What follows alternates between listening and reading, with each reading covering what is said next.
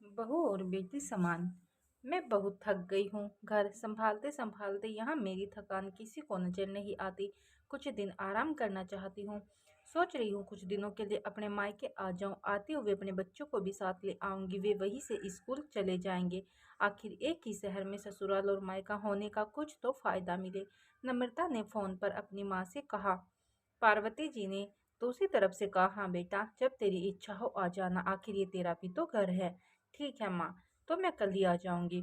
नम्रता खुश हो बोली, हाँ बेटा, कल आ जाओ, मैं तुम्हारा इंतजार करूंगी। अभी मैं फोन रखती हूँ, मुझे मंदिर भी जाना है। कमला जी ने फोन रख दिया और सीधे किचन में गई। किचन में खाना बना रही बहू से बोली, अरे अनुपमा सुनो, कल तुम्हारी नंद आ रही है।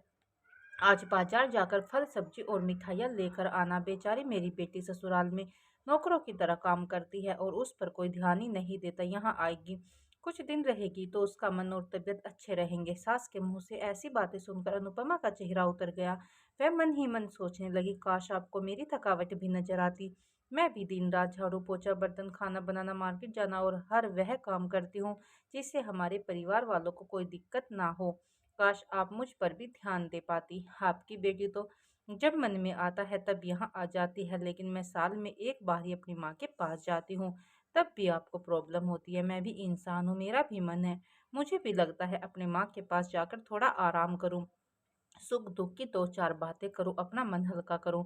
भगवान अब तुम ही कुछ करो ताकि मेरी सास की आंखें खुले और उसे मेरी थकावट भी नजर आए। शाम तक भगवान ने जैसे अनुपमा की सुन ली और उसकी नंद का फोन आया।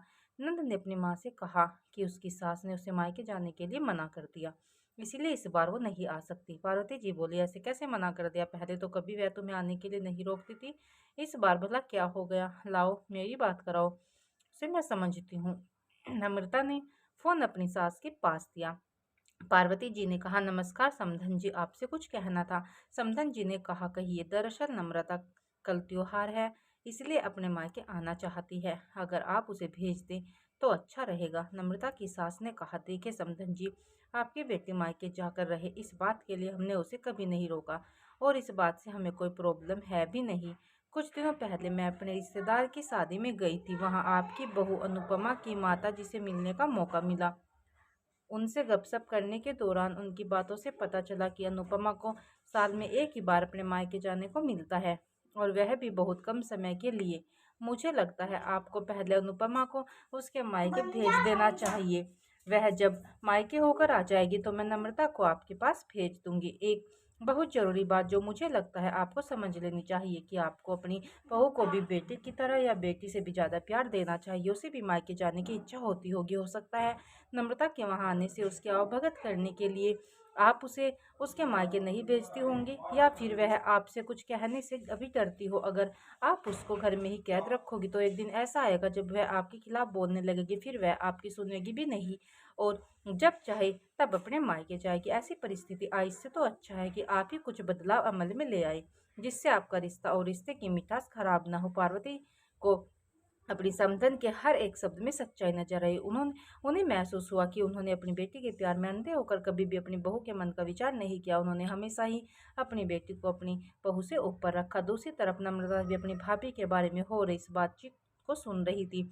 उसे भी रियलाइज किया कि वह कभी भी अपनी भाभी के साथ ठीक से बात नहीं करती और जब जब वह अपने मायके आती है तो भाभी थोड़ी उदास रहती है। पार्वती जी ने अपनी बहू को बुलाया और उसे कहा कि अनुपमा, कुछ दिनों के लिए नम्रता नहीं आने वाली है, इसीलिए पहले तुम अपने मायके होकर आओ। यह सुनते ही अनुपमा का चेहरा खिल गया, क्योंकि वह पहली बार था जब उसकी सास ने सामने से उसे अपने मायके जाने के लिए कहा था।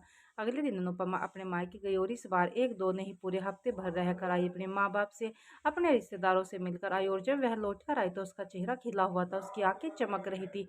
अनुपमा के आने के बाद नम्रता भी अपने मायके आई और इस बार वो खुद सामने से कभी अपनी भाभी से खुशी खुशी मिली और अच्छे से बात की। नम्रता ने अपनी माँ से बात करके उन्हें भी अच्छे से समझने में मदद की।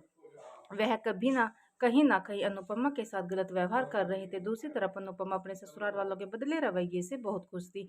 अब वह खुशी खुशी सबका ध्यान रखती और हर काम प्यार से करती। वह ध्यान रखती कि कोई भी ऐसी बात या काम ना करे जिससे घर में तनाव का माहौल पैदा हो। पार्वती जी अपनी बहू को खुद ही समय समय पर मायके भेज दिया करते। एक छोटे से बदलाव ने सास बहू और भाभी नंद के बीच की कड़वाहट को दूर कर दिया और रिश्तों को और भी ज्यादा मीठा और मजबूत कर दिया।